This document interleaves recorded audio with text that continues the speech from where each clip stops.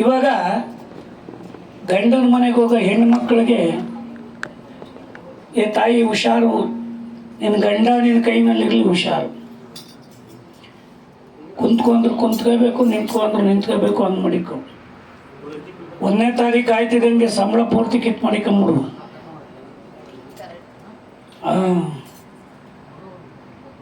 ನೋಡಿ, ಈ ರೀತಿ ಹೇಳಿ ಕಳಿಸೋದು ಈಗ. ಯಾಕೆಂದ್ರೆ ಹಿಂದೆ ವಿದ್ಯೆ ಇಲ್ಲ, ವಿನಯತೆ ಜಾಸ್ತಿ, ಸಂಸ್ಕಾರ ಕಲಿಸೋರು. ಇವಾಗ ವಿದ್ಯೆ ಇದೆ, ವಿದ್ಯೆಗೆ ತಕ್ಕಂತೆ ವಿನಯತೆ ಇಲ್ಲ. ಏನೋ ದೊಡ್ಡಪ್ಪ ಮಗಳು ಅಂದರೆ ಡಬಲ್ ಡಿಗ್ರಿ ಮಾಡಿಸಿದ್ದೀನಿ ಅಂತ. ಆದರೆ ಆ ಮನೆಗೆ ಬಂದು ಸಾರು ಉಪ್ಪು ಎಷ್ಟು ಹಾಕ್ಬೇಕು ಅಂತ ಗೊತ್ತಿರಲ್ಲ. ಅಂದಾಗ ಇಲ್ಲಿ ಕಥಾಭಾಗದಲ್ಲಿ ಆ ತಾಯಿ ಸತ್ಯವತಿ ಜನಿಸಿದ ಮಕ್ಕಳೆಲ್ಲರೂ ಆ ತರಹಾಗಿ ಹೋದರು, ಇನ್ನು ನನ್ನ ವಂಶ ಉದ್ಧಾರವಾಗುವ ಬಗೆಯಾದರೂ ಹೇಗೆ ಪರಮಾತ್ಮ ಕಣ್ಣೀರಿಡುತ್ತಿದ್ದರೆ ಸೊಸೆಯಾದ ಕುಂತಿದೇವಿ ಓಡಿ ಬಂದು ಅತ್ತೆ ಕಣ್ಣೀರನ್ನು ಒರೆಸುತ್ತಾ ಸಮಾಧಾನ ಮಾಡ್ತಾ ಇದ್ದಾಳೆ. ಅತ್ತೆಯವರೇ ಚಿಂತಿಸಬೇಡಿ, ನಾನು ಕೆಲವು ಮಂತ್ರೋಪದೇಶಗಳನ್ನು ಬಲ್ಲೆ. ನಿಮ್ಮ ಅಪ್ಪಣೆ ಆದಿದ್ದೇ ಆದರೆ ಆ ಮಂತ್ರೋಪದೇಶದಿಂದ ನಿನ್ನ ವಂಶ ಬೆಳಗಿಸುತ್ತೇನೆ. ನೋಡಿ, ಕುಂತಿದೇವಿಗೆ ಮಂತ್ರೋಪದೇಶ ಮಾಡಿದವಳು ಯಾರು? ಹಿಂದೆ ಕನ್ನಿಕಾವಸ್ಥೆಯಲ್ಲಿರುವಾಗ ಕುಂತಿ ಭೋಜನ ಮನೆಗೆ ದೂರ್ವಾಸ ಮುನಿಗಳು ಹೋಗಿದ್ರು. ಈಕೆಗಿನ್ನೂ ಲಗ್ನವಿಲ್ಲ. ಕನ್ನಿಕಾವಸ್ಥೆಯಲ್ಲಿರುವಾಗ ಆ ಗುರುಗಳ ಸೇವೆಯನ್ನ ಭಯಭಕ್ತಿನಯ ವಿನಯದಿಂದ ಮಾಡಿದ ಆಕೆಯ ಭಕ್ತಿಗೆ ಮೆಚ್ಚಿ ಆ ದೂರ್ವಾಸ ಮುನಿಗಳು 5 ವರಗಳನ್ನು ಕೊಟ್ಟಿದ್ರಂತೆ. ಈ ವರಗಳು ಫಲಿಸುವುದೋ ಇಲ್ಲವೋ ನೋಡೋಣ ಅಂತೇಳಿ ಮೊದಲನೇ ಮಂತ್ರವಾದ ಸೂರ್ಯ ಮಂತ್ರವನ್ನು ಗಂಗಾ ನದಿಯ ತೀರದಲ್ಲಿ ಬಂದು ಪಠನೆ ಮಾಡಿದಳಂತೆ. ಸೂರ್ಯ ದೇವರ ವರಪ್ರದಾಯಕನಾಗಿ ಕರ್ಣಕುಂಡಲಧಾರಿಯಾಗಿ ಕರ್ಣನು ಜನಿಸಿದ್ದಾನೆ.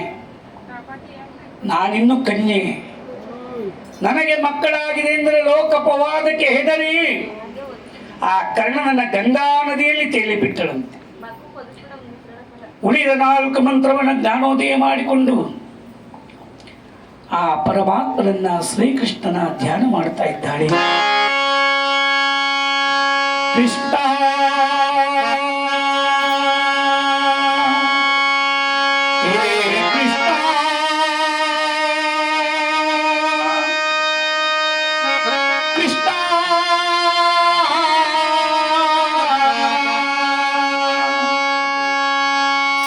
ಗಾಳಿಯ ಪದದಂತೆ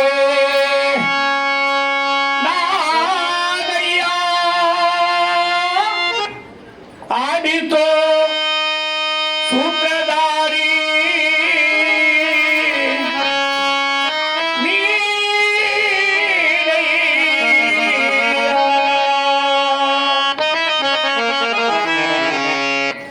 ಒಳಗಿನ ಕಣ್ಣನ್ನು ತೆರೆಸಿದೆಯೋ ಈತೆಯ ಭಾವ ತೆರೆಸಿದೆಯೋ. ಒಳಗಿನ ಕಣ್ಣನ್ನು ತೆರೆಸಿದೆಯೋ ಈತೆಯ ಭಾವ ತೆರೆಸಿದೆಯೋ. ಎಂಬ ಭಾವ ನಾಶವಾಗಿ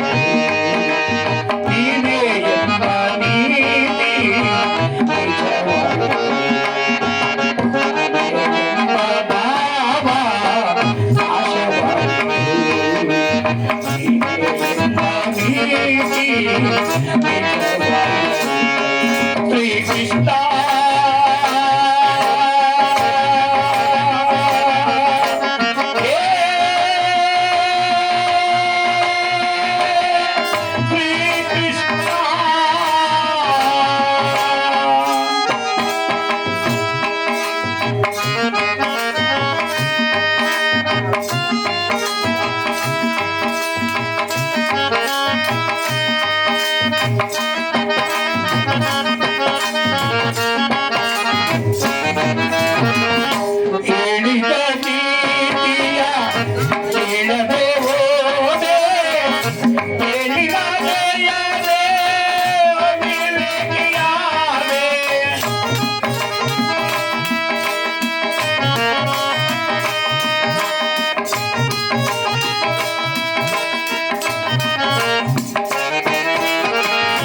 ಎಲ್ಲವೂ ನಾನು ನನ್ನದೇ ಎಂದು ನಂಬಿದೆ ದೈವ ಶಾಶ್ವತವೆಂದು ಎಲ್ಲ ಸುಳ್ಳು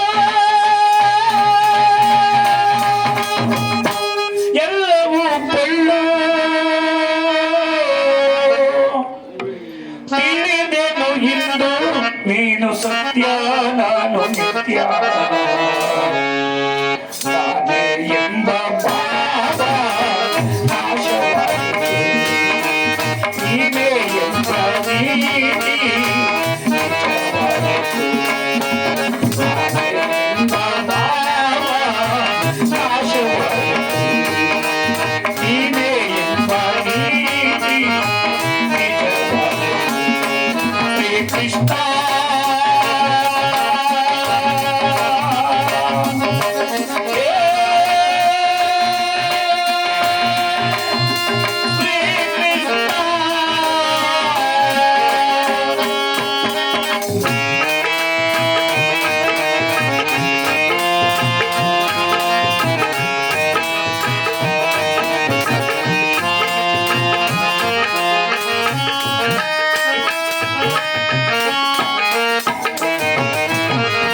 ಹೆಂಡತಿ ಮಕ್ಕಳು ಬಂದು ಬಳಗ ಸಜವಾದಗಳ ವೈಭೋಗ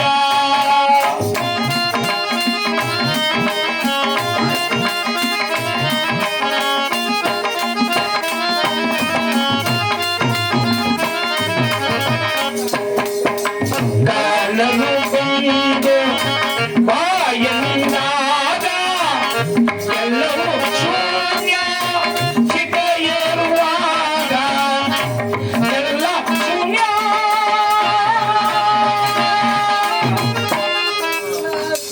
ಎಲ್ಲವೂ ಶೂನ್ಯ ಉಳಿಯುವುದೊಂದೇ ದಾನ ಧರ್ಮ ತಂದ ಪುಣ್ಯ ನಾನೇ ಎಂಬ ಭಾವ ನಾಶವಾಯಿತು ನೀನೇ ಎಂಬ ನೀತಿ ನಿಜವಾಯಿತು ನಾನೇ ಎಂಬ ಭಾವ ನಾಶವಾಯಿತು ನೀನೇ ಎಂಬ ನೀತಿ ನಿಜವಾಯಿತು ಒಳಗಿನ ಕಣ್ಣನ್ನು ತೆರೆಸಿದೆಯೋ ಗೀತೆಯ ಮರ್ಮವ ತಿಳಿದೆಯೋ ನಾನೇ ಎಂಬ ಭಾವ ನಾಶವಾಯಿತು ನೀನೇ ಎಂಬ ನೀತಿ ನಿಜವಾಯಿತು ಶ್ರೀಕೃಷ್ಣ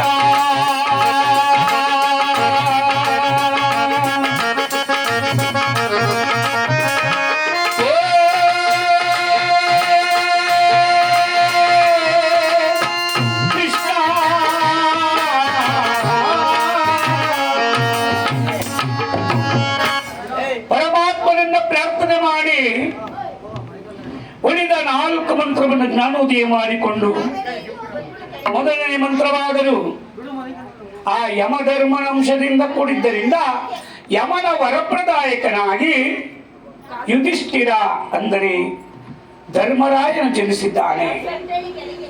ಎರಡನೇ ಮಂತ್ರ ವಾಯುವಿನ ಅಂಶದಿಂದ ಕೂಡಿದ್ದರಿಂದ ವಸುದೇವನ ವರಪ್ರದಾಯಕ ಭೀಮಸೇನ ಜನಿಸಿದ್ದಾನೆ. ಮೂರನೇ ಮಂತ್ರ ದೇವೇಂದ್ರನ ಅಂಶದಿಂದ ಕೂಡಿದ್ದರಿಂದ ಆ ದೇವೇಂದ್ರನ ವರಪ್ರದಾಯಕನಾಗಿ ಮಧ್ಯಮ ಪಾಂಡವ ಅರ್ಜುನನು ಜನಿಸಿದ್ದಾನೆ. ಕೊನೆಯದಾಗಿ ಒಂದು ಮಂತ್ರ ಉಳಿದಿದೆ. ಆ ಮಂತ್ರವನ್ನ ನನ್ನ ತಂಗಿ ನನ್ನ ಬೆನ್ನಿಂದ ಬಂದವಳು ಮಾದ್ರಿ ನನಗೆ ಮಕ್ಕಳಾಗಲಿಲ್ಲುವುದಾಗಿ ನೊಂದುಕೊಳ್ಳುತ್ತಾಳೆ ಅಂತೇಳಿ ಆ ಕೊನೆಯ ಮಂತ್ರವನ್ನ ಮಾದ್ರಿ ದೇವಿಗೆ ಕೊಟ್ಟಳಂತೆ. ಮಾದ್ರಿ ದೇವಿ ಆದರೂ ಮಂತ್ರವನ್ನ ಭಯಭಕ್ತಿನ ಎದುರಿನಿಂದ ಪಠನೆ ಮಾಡಿದ್ದಾಳೆ. ಆ ಮಂತ್ರವಾದರೂ ಅಶ್ವಿನಿ ದೇವತೆಗಳ ವರದಿಂದ ಕೂಡಿದ್ದರಿಂದ ಆ ಅಶ್ವಿನಿ ದೇವತೆಗಳ ವರದಿಂದ ಅವಳಿ ಜವಳಿ ನಕುಲ ಸಹದೇವರು ಜನಿಸಿದ್ದಾರೆ ಮಾತೃತನೆಯರಾಗಿ. ಅಲ್ಲಿಗೆ ಪಂಚ ಪಾಂಡವರ ಇವರು ಧರ್ಮರಾಯ, ಭೀಮಸೇನ, ಅರ್ಜುನ, ನಕುಲ ಸಹದೇವರು ಗಾಂಧಾರಿ ಚಿಂತಾಕ್ರಾಂತರಾಗಿದ್ದಾಳೆ. ಗಾಂಧಾರಿಗೆ ಮಕ್ಕಳಾಗಲಿಲ್ಲ. ಗಾಂಧಾರಿ ಆದರು.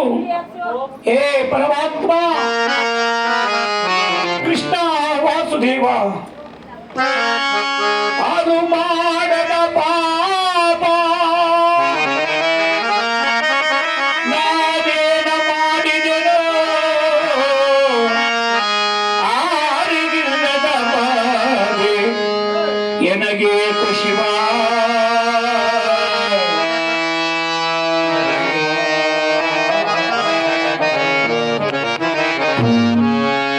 ಪರಮಾತ್ಮ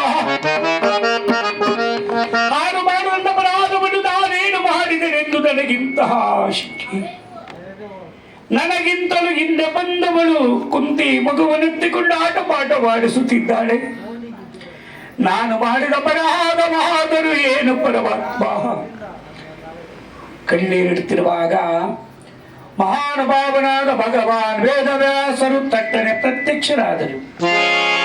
ಆ ವೇದವ್ಯಾಸರು ಆಶೀರ್ವಾದ ಮಾಡಿದರಂತೆ ಗುರುಗಳ ಅನುಗ್ರಹದಿಂದ ಗಾಂಧಾರಿಯ ಕೂಡ ಗರ್ಭವತಿಯಾಗಿದ್ದಾಳೆ. ನವಮಾಸ ತುಂಬಿದೆ. ತುಂಬು ಗರ್ಭವತಿ ಗಾಂಧಾರಿ ಆ ಕುಂತಿ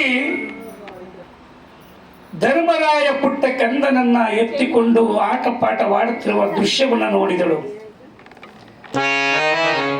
ಗಾಂಧಾರಿ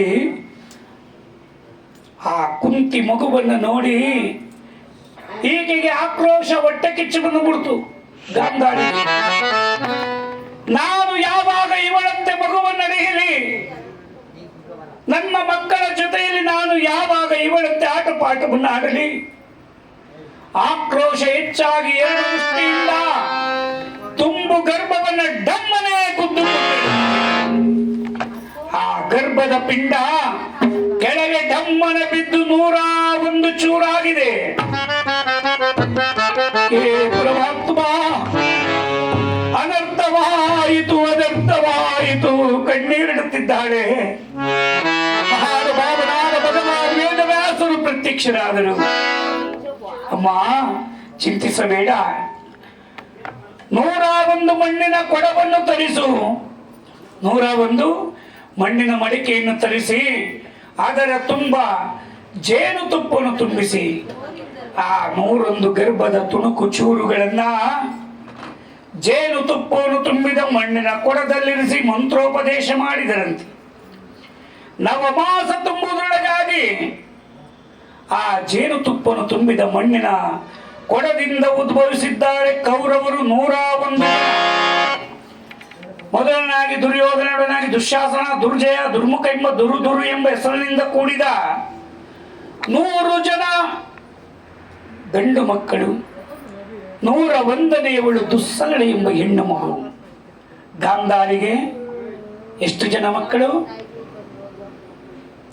101 ಜನ ಮಕ್ಕಳ ತಾಯಿಯಾದರಂತೆ ನೋಡಿ ಗಾಂಧಾರಿ.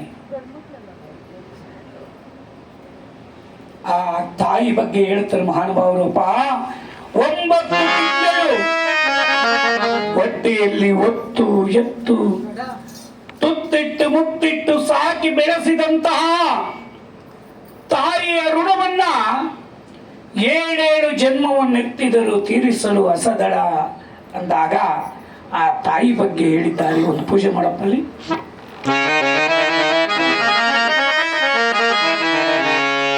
ದುಡ್ಡು ಕೊಟ್ಟರೆ ಬೇಕಾದ್ದು ಸಿಕ್ಕುತ್ತೈತಿ ಈ ಜಗದಲ್ಲಿ. ಹಣದ ತಾಯಿಯನ್ನು ಕಳಕೊಂಡ ಮೇಲೆ ಮತ್ತೆ ಸಿಗುವಳೇನೋ. ಮರಳಿ ಬರುವಳೆ, ತಮ್ಮ ಮರಳಿ ಬರುವಳೆ.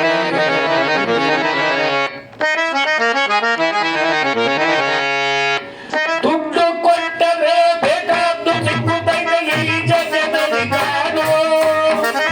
ಹಣದ ತಾಯಿಯನ್ನು ಕಳಕೊಂಡ ಮೇಲೆ ಮತ್ತೆ ಸಿಗುವಳೇನೋ, ತಮ್ಮ ಮರಳಿ ಬರುವಳೆ.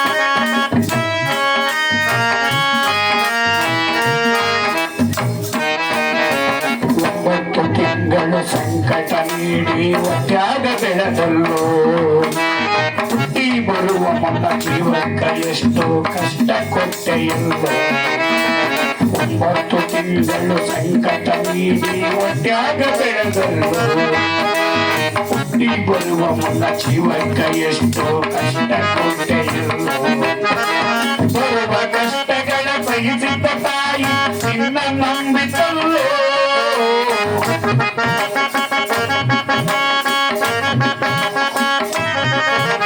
ಬರುವ ಕಷ್ಟಗಳ ಬಯಸಿದ್ದ ತಾಯಿ ನಿನ್ನ ನಂಬಿತಲ್ಲೋ ತಾನು ಕೊರಗಿನಿಂದ ಕೋಣ ಬೆಳೆಸಿದಂಗ ಬೆಳೆಸಿದ್ದಳಲ್ಲೋ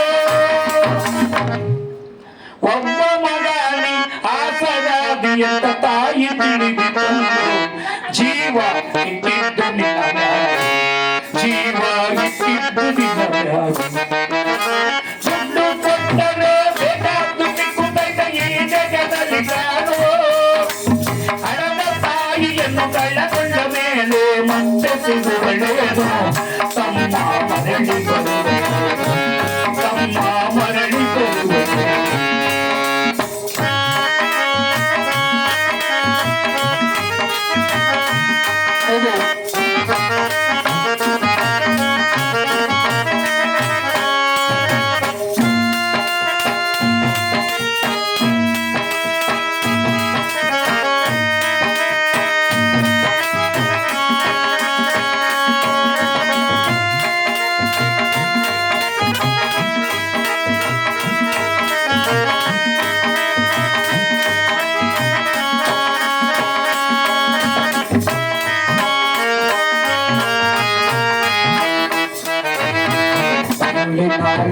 ಶಾಲೆಗ ಕೇಳು ಜಾನನಾಗಲಂತ ಚಿನ್ನದಂತ ಒಂದು ಹೆಣ್ಣ ನೋಡಿಗಳು ನಿನ್ನ ಮದುವೆಗಂತ ಮಾಡಿ ಶಾಲೆಗ ಕೇಳು ಜಾನನಾಗಲಂತ ಚಿನ್ನದಂತ ಒಂದು ಹೆಣ್ಣ ನೋಡಿಗಳು ನಿನ್ನ ಮದುವೆಗಂತ ಸಾಲ ಸೂಲ ಮಾಡಿ ಮದುವೆ ಮಾಡಿದಳು ಬೆಳ್ಳಿ ಹಬ್ಬಲಂತ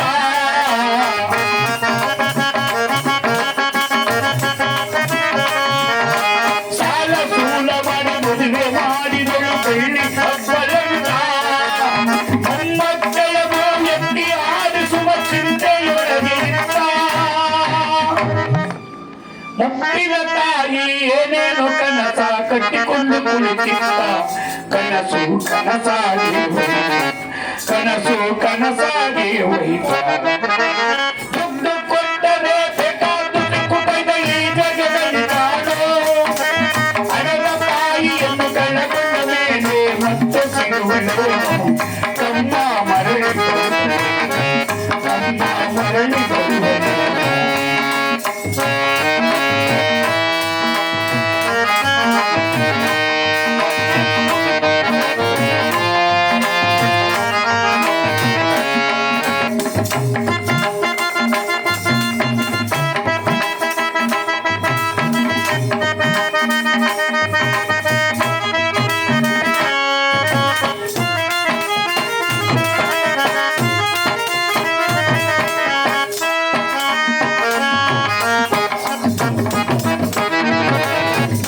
ಗಿಂತಲೂ ಹೆಚ್ಚೆಂದು ತಿಳಿದು ಸೊಸನ ಕಂಡಳಲ್ಲ ಸೊಕ್ಕಿನ ಸೊಸೆ ತಾಯಿ ಎಂಗೆಂದ ನೋಡಿಕೊಳ್ಳಲಿಲ್ಲ ಮಗಳಿಗಿಂತಲೂ ಹೆಚ್ಚೆಂದು ತಿಳಿದು ಸೊಸನ ಕಂಡಳಲ್ಲ ಸೊಕ್ಕಿನ ಸೊಸೆ ತಾಯಿ ಎಂಗೆಂದ ನೋಡಿಕೊಳ್ಳಲಿಲ್ಲ ಸೋತ ಶರೀರಕ ಸುತ ಎಂಬುದ ಈ ಸೊಸೆಯು ನೀಡಲಿಲ್ಲ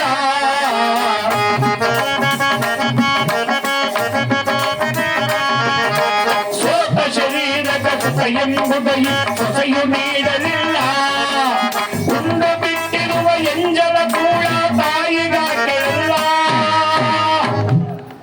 ಮಗನ ಮೋಹಕ್ಕೆ ಅಳಸಿದ ಕೂಡ ತಾಯಿ ತಿಂದಳಲ್ಲ ಅದನ್ನು ಯಾರಿಗೆ ಹೇಳಲಿಲ್ಲ ದುಡ್ಡು ಕೊಟ್ಟರೆ ಬೇಕಾದ ಸಿಕ್ಕುತ್ತದೆ ಈ ಜಗದಲ್ಲಿ ಕಾಣೋ ಹಣದ ತಾಯಿಯನ್ನು ಕಳೆದ ಮೇಲೆ ಮತ್ತೆ ಸಿಗುವಳು ತಮ್ಮ ಮರಳಿ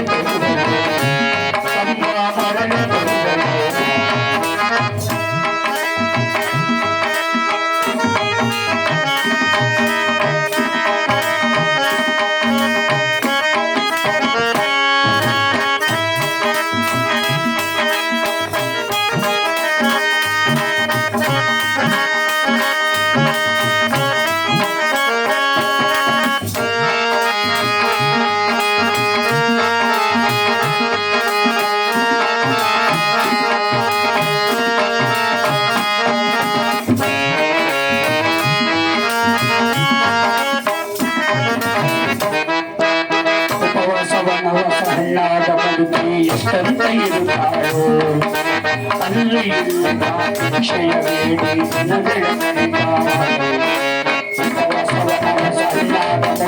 ಎಷ್ಟಂತ ಇರುತ್ತಾಳು ಅಲ್ಲಿ ಕ್ಷಯ ಬೇಡಿ ದಿನಗಳ ಇಷ್ಟ ಇದ್ದದ್ದು ಸುತ್ತಿನ ಸೊಸೆ ದೊಡ್ಡದು ಮಾಡ್ಯಾಳು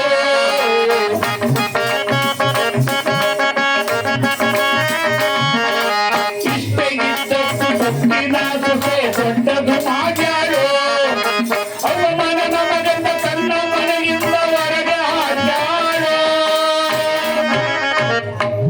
ಮಗನಿಗೆ ಹೇಳಿದರೆ ನೋವು ಜೀವಕ ಎಂದು ತಿಳಿದಾಳು ತಾಯಿ ನಿನ್ನಿಂದ ದೂರ ತಾಯಿ ನಿನ್ನಿಂದ ದೂರ ಕೊಟ್ಟರೆ ಅಡದ ತಾಯಿಯನ್ನು ಬೆಳೆದ ಮೇಲೆ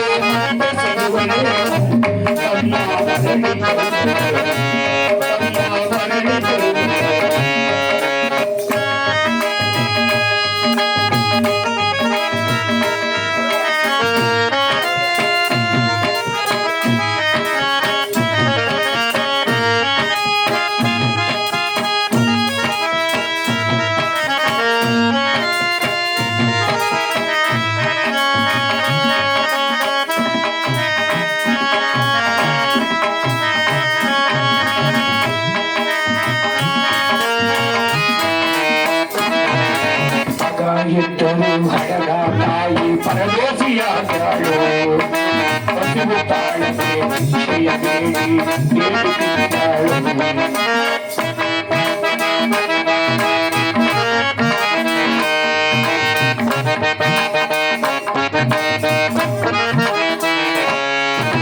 ಮಗ ಎದ್ದಳು ಹಡಗ ತಾಯಿ ಪರದೇಶಿಯಾದಳು ಹಸಿವು ತಾಳಕ್ಕೆ ನೋವುಗಳ ಬಯಸುತ್ತ ಮಗನ ಚಿಂತೆ ಮಾಡುತ್ತಾಳು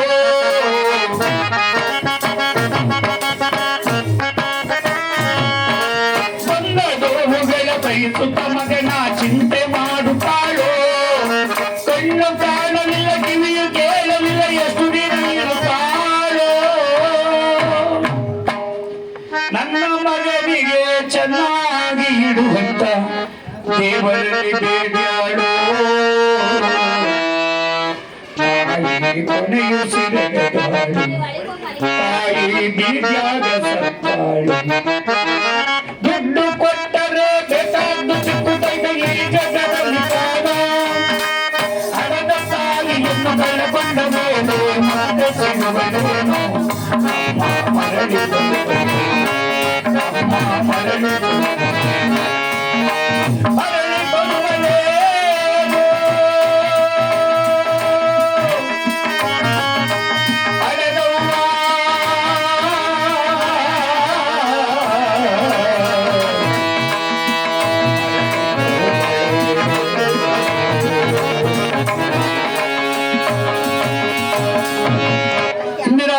ರಮಣ ಗೋವಿಂದ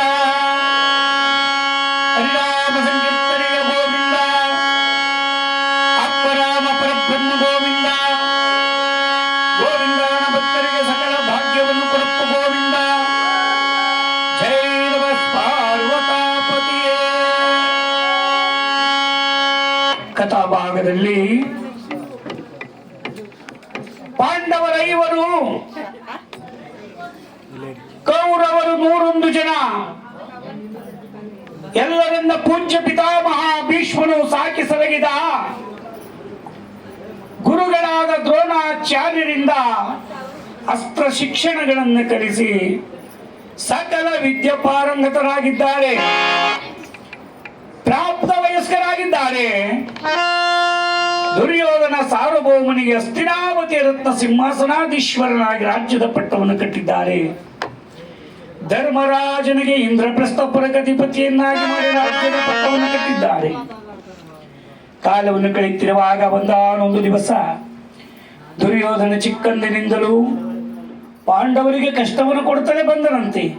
ಅರಗಿನ ಮನೆ ವಾಸ, ವಿಷಪ್ರಾಸನ ಮುಂತಾದ ಕೃತ್ಯವನ್ನು ಎಸಗಿದ್ದಾರೆ.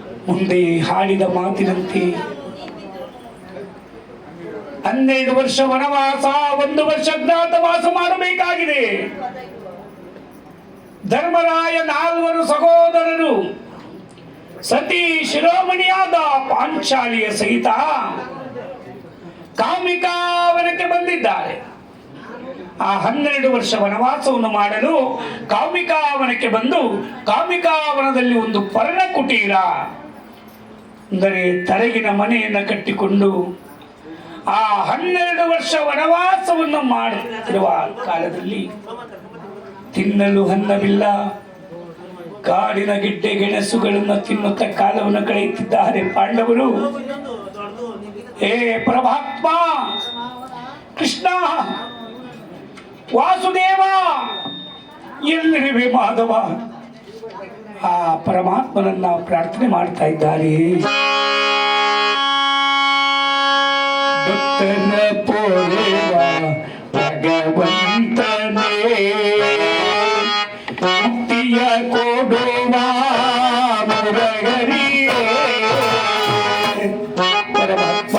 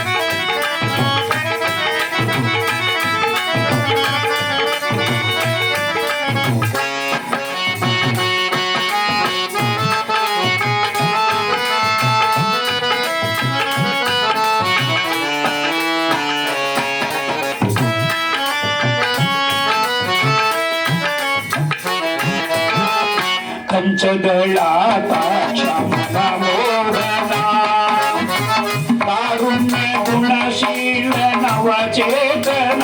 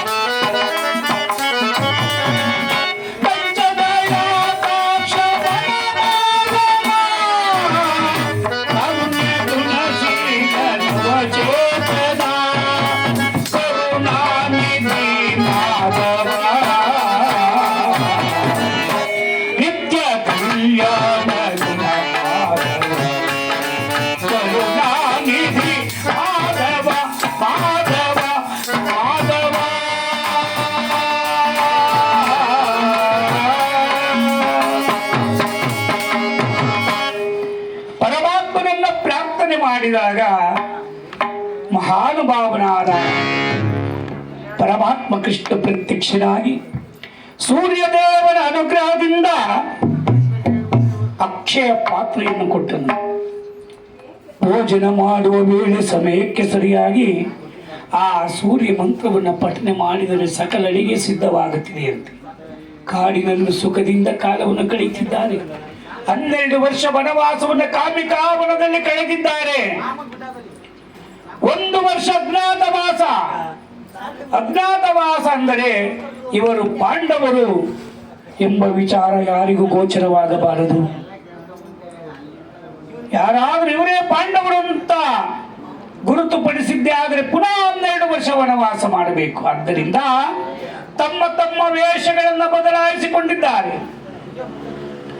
ವಿರಾಟ ರಾಜನ ಆಸ್ಥಾನಕ್ಕೆ ಬಂದು ತಮ್ಮ ತಮ್ಮ ವೇಷಗಳನ್ನು ಬದಲಾಯಿಸಿಕೊಂಡು ಧರ್ಮರಾಜ ಪಂಚಾಂಗವನ್ನು ಹಿಡಿದು ಕಂಕಭಟ್ಟ ಎಂಬ ಹೆಸರಿನಿಂದ ಜ್ಯೋತಿಷ್ಯ ಹೇಳುವನಾಗಿದ್ದಾನೆ. ಭೀಮಸೇನ ಸೌಟ ಹಿಡಿದು ವಲಲ ಎಂಬ ಹೆಸರಿನಿಂದ ಅಡಿಗೆ ಮಾಡುವ ಭಟ್ಟನಾಗಿದ್ದಾನೆ. ಮಧ್ಯಮ ಪಾಂಡವ ಅರ್ಜುನ ನಪುಂಸಕ ವೇಷಧಾರಿಯಾಗಿ ಬೃಹನ್ನಳೆಯಾಗಿ ವಿರಾಟನ ಪುತ್ರಿ ಉತ್ತರೆಗೆ ನಾಟ್ಯವನ್ನು ಕಲಿಸಲು ಮುಂದಾಗಿದ್ದಾನೆ. ಇನ್ನು ನಕುಲ ಸಹದೇವರು ದನ ಕಾಯುವ ಗೋಪಾಲಕರಾಗಿದ್ದಾರೆ. ದ್ರೌಪದಿ ಕೂಡ ಸೈರೇಂದ್ರ ಎಂಬ ಹೆಸರಿನಿಂದ ಆ ವಿರಾಟನ ಪುತ್ರಿಯಾದ ಉತ್ತರೆಗೆ ಸಖಿಯಾಗಿ ಕಾಲವನ್ನು ಕಳೆಯುತ್ತಿದ್ದಾರೆ. 1 ವರ್ಷ ಅಜ್ಞಾತವಾಸವನ್ನು ಪಾಂಡವರು ವಿರಾಟ ರಾಜನ ಆಸ್ಥಾನದಲ್ಲಿ ತಲೆಮರೆಸಿಕೊಂಡು 1 ವರ್ಷ ಅಜ್ಞಾತವಾಸವನ್ನು ಮುಗಿಸಿದ್ದಾರೆ. 12 ವರ್ಷ ವನವಾಸ ಕಾಮಿಕಾವನದಲ್ಲಿ ಕಳೆದು 1 ವರ್ಷ ಅಜ್ಞಾತವಾಸವನ್ನು ವಿರಾಟ ರಾಜನ ಆಸ್ಥಾನದಲ್ಲಿ ಮುಗಿಸಿ ಪಾಂಡವರು ತಮ್ಮ ಪಟ್ಟಣವಾದ ಇಂದ್ರಪ್ರಸ್ಥಪುರಕ್ಕೆ ಬಂದು, ಹೇ ಪರಮಾತ್ಮ ಕೃಷ್ಣ ವಾಸುದೇವ, ಆಡಿದ ಮಾತಿನಂತೆ 12 ವರ್ಷ ವನವಾಸ 1 ವರ್ಷ ಅಜ್ಞಾತವಾಸವನ್ನು ಮುಗಿಸಿಕೊಂಡು ಬಂದದ್ದಾಯಿತು. ಪರಮಾತ್ಮ, ಇನ್ನು ನಮಗೆ ನ್ಯಾಯವಾಗಿ ಬರಬೇಕಾದ ಉಳಿದ ಅರ್ಧ ರಾಜ್ಯವನ್ನು ಕೊಡಿಸು ಎಂಬುದಾಗಿ ಆ ಶ್ರೀಕೃಷ್ಣ ಪರಮಾತ್ಮನನ್ನ ಬೇಡುತ್ತಾ ಇದ್ದಾರೆ.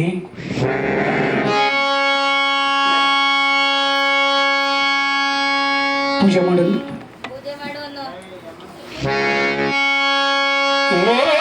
ಕೃಷ್ಣ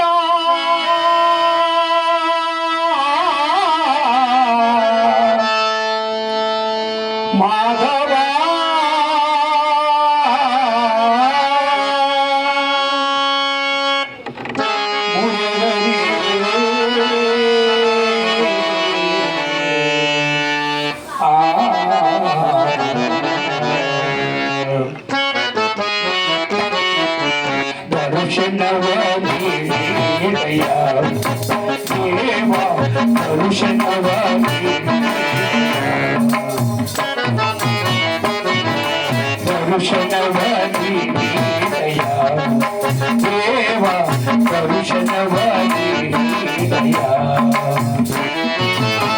ಪಾಂಡವರೈವನ ಪ್ರಾಣವು ನೀನು,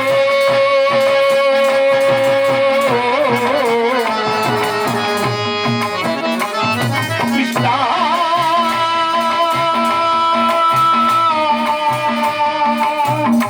ಮಾಧವ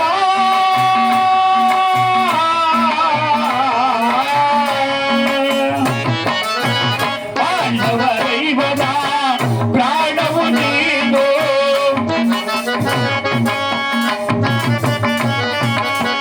ಪಾಂಡವರೈವನ ಪ್ರಾಣವು ನೀನು, ಪರಮತ ಯಾತನ ಕೊಡು ಎನಗ ಭಯವ,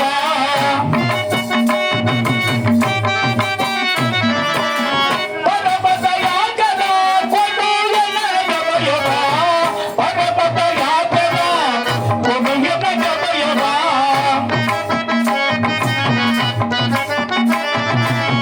ಪರಮತ ಯಾತನ ಕೊಡು ಎನಗ ಭಯವ, ಜೀವವೇ ನೀನೆಂದು ನಂಬಿದೆವಯ್ಯ,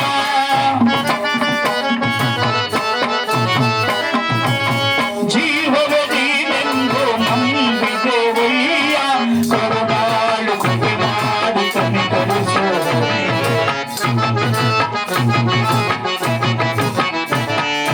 ಕರುಣಾಳು ಕೃಪೆ ಮಾಡಿ ಕನಿಕರಿಸು, ಹರಿ ದರ್ಶನವಾಗಿ ದೇವ ದರ್ಶನ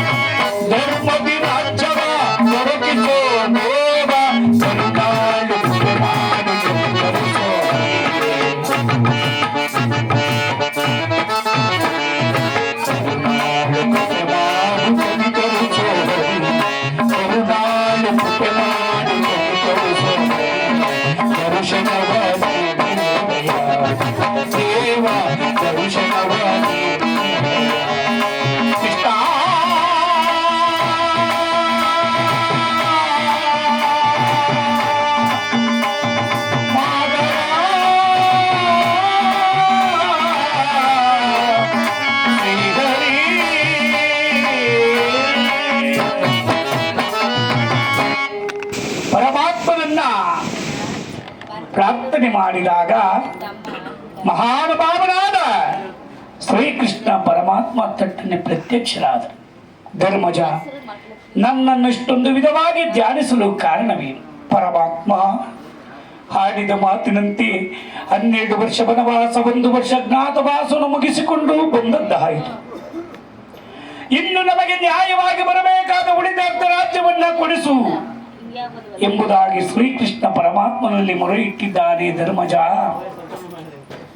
ಮಹಾನುಭಾವನಾದ ಕೃಷ್ಣ ಪಾಂಡವರ ರಾಯಭಾರಿಯಾಗಿ ದೂತನಾಗಿ ದುರ್ಯೋಧನನ ರಾಜಸಭೆಯನ್ನ ಪ್ರವೇಶವನ್ನು ಮಾಡಿದ್ದಾನೆ. ದುರ್ಯೋಧನನ್ನು ಕೇಳುತ್ತಾ ಇದ್ದಾರೆ ಪರಮಾತ್ಮ, ಬಾಬಾ ಕೌರವೇಶ್ವರ, ಪಾಂಡವರು ಆಡಿದ ಮಾತಿನಂತೆ 12 ವರ್ಷ ವನವಾಸ, 1 ವರ್ಷ ಜ್ಞಾತವಾಸವನ್ನು ಮುಗಿಸಿಕೊಂಡು ಬಂದಿದ್ದಾರೆ. ಇನ್ನು ಅವರಿಗೆ ನ್ಯಾಯವಾಗಿ ಬರಬೇಕಾದ ಉಳಿದಾರ್ಧ ರಾಜ್ಯವನ್ನು ಕೊಟ್ಟು ಅಣ್ಣ ತಮ್ಮಂದಿರನ್ನು ಸತ್ಕರಿಸು. ಎಷ್ಟು ವಿಧವಾಗಿ ಹೇಳಿದರೂ ಛಲವನ್ನು ಬಿಡದಂತ ಛಲದಂಕಮಲ್ಲ ದುರ್ಯೋಧನ. ಏನು ಕೃಷ್ಣ, ರಾಜ್ಯವೇ ರಾಜ್ಯ, ಭಲ ಆ ನಿನ್ನ ಮನೆಗೆಡ್ಡ ಪಾಂಡವರು ವೀರರೇ ಆದರೆ ಎನ್ನೊಡನೆ ಯುದ್ಧವನ್ನು ಮಾಡಿ ಪಡೆದುಕೊಳ್ಳಲಿ ರಾಜ್ಯವನ್ನ. ಛಲವನ್ನು ಬಿಡುವುದಿಲ್ಲ. ಒಂದು ಗೋವಿನ ಪಾದದಡಿಯಷ್ಟು ನೆಲವನ್ನು ಕೊಡುವುದಿಲ್ಲ ಈ ಛಲದಲ್ಲಿ. ಯುದ್ಧವೇ ಸಿದ್ಧ ಎಂದಾಗ ಶ್ರೀಕೃಷ್ಣ ಪರಮಾತ್ಮನಿಗೆ ತುಂಬು ಸಭೆಯಲ್ಲಿ ಅಪಮಾನವಾಯಿತು. ಕುರುಕ್ಷೇತ್ರದ ಮಹಾಯುದ್ಧ, ಯುದ್ಧವೇ ಸಿದ್ಧ ಅಂದಾಗ ಮಹಾನುಭಾವನಾದ ಕೃಷ್ಣ ಅರ್ಜುನನಿಗೆ ರಥಕ್ಕೆ ಸಾರಥಿಯಾಗಿದ್ದಾನೆ. ರಣರಂಗವನ್ನು ಪ್ರವೇಶವನ್ನು ಮಾಡಿದ. ಕೌರವನ 11 ಅಕ್ಷೌಹಿಣಿ ಸೈನ್ಯದಳ ಒಂದು ಕಡೆ, ಪಾಂಡವರ 7 ಅಕ್ಷೌಹಿಣಿ ಸೈನ್ಯದಳ ಒಂದು ಕಡೆ. ಅರ್ಜುನ, ಪರಮಾತ್ಮ, ಇವರೆಲ್ಲರೂ ಯಾರು? ನನ್ನ ಗುರು ಹಿರಿಯರು, ಅಣ್ಣ ತಮ್ಮಂದಿರು, ಬಂಧು ಬಾಂಧವರು. ಗುರುವದೆಯಿಂದ ಲಭಿಸುವ ರಾಜ್ಯಕ್ಕಿಂತ ಭಿಕ್ಷಾ ವೃತ್ತಿಯೇ ಶ್ರೇಯಸ್ಕರವಲ್ಲವೇ? ದೇವ, ನನಗೆ ಯುದ್ಧ ಬೇಡ, ರಥವನ್ನೆಂದಿರುಗಿಸು.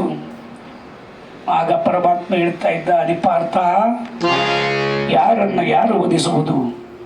ಪುನರಪಿ ಜನನಂ ಪುನರಪಿ ಮರಣಂ.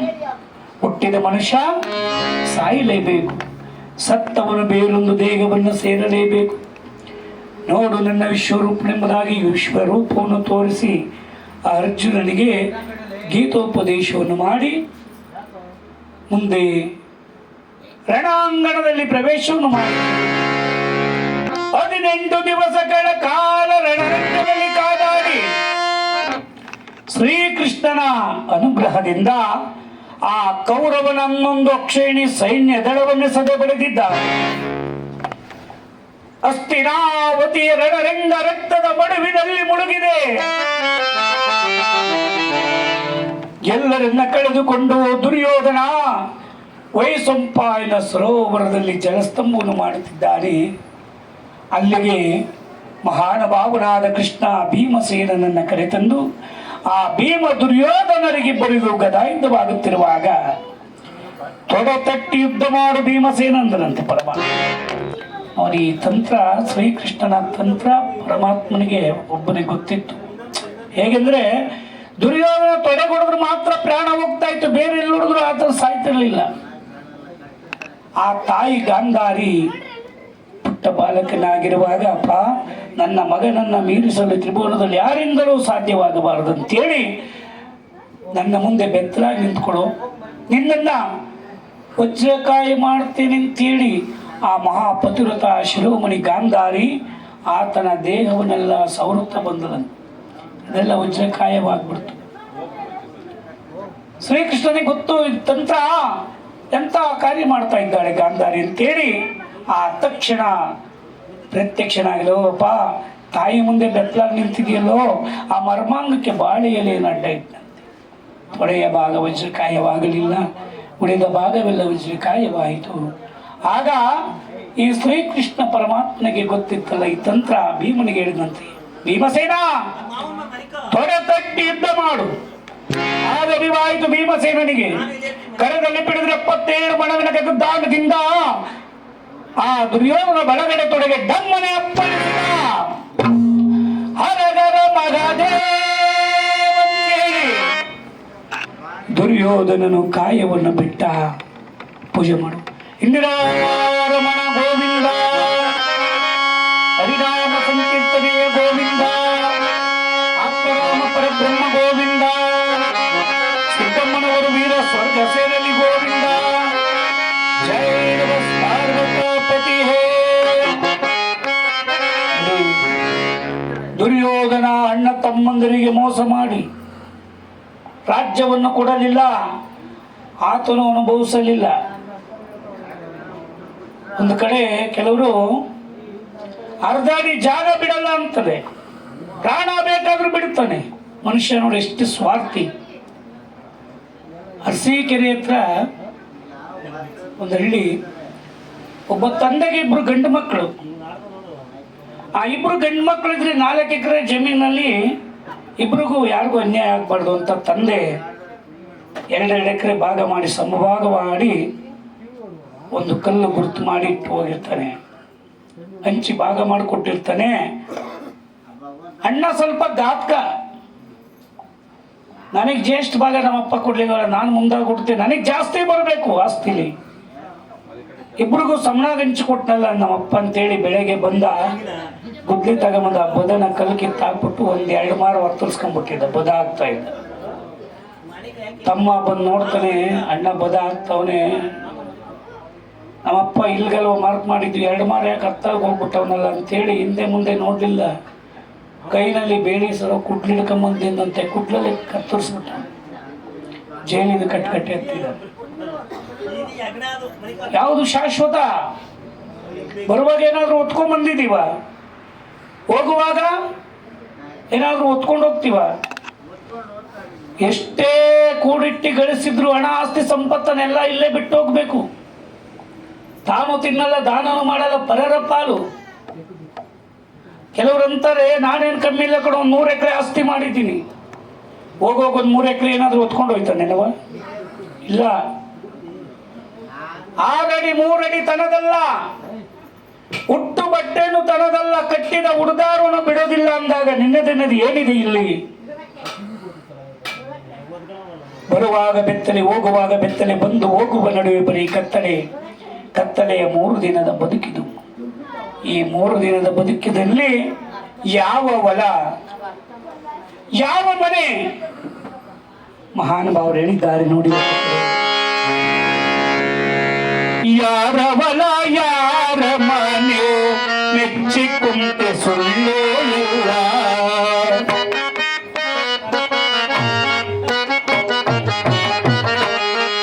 ಯಾರ ಹೊಲ ಯಾರ ಮನೆ ಮೆಚ್ಚಿಕೊಂಡೆ ಸುಳ್ಳೇ ಇಲ್ಲ. ನಾನು ಮನದು ಎನ್ನುವುದಿಲ್ಲ, ನಾನು ಮನದು ಎನ್ನುವುದಿಲ್ಲ, ನೀವು ಹೋಗುವುದು ಗೊತ್ತೇ ಇಲ್ಲ. ಯಾರ ಹೊಲ ಯಾರ ಮನೆ ಮೆಚ್ಚಿಕೊಂಡೆ ಸುಳ್ಳೇ ಇಲ್ಲ. ಯಾರ ಹೊಲ ಯಾರ ಮನೆ ಮೆಚ್ಚಿಕೊಂಡೆ ಸುಳ್ಳೇ ಇಲ್ಲ.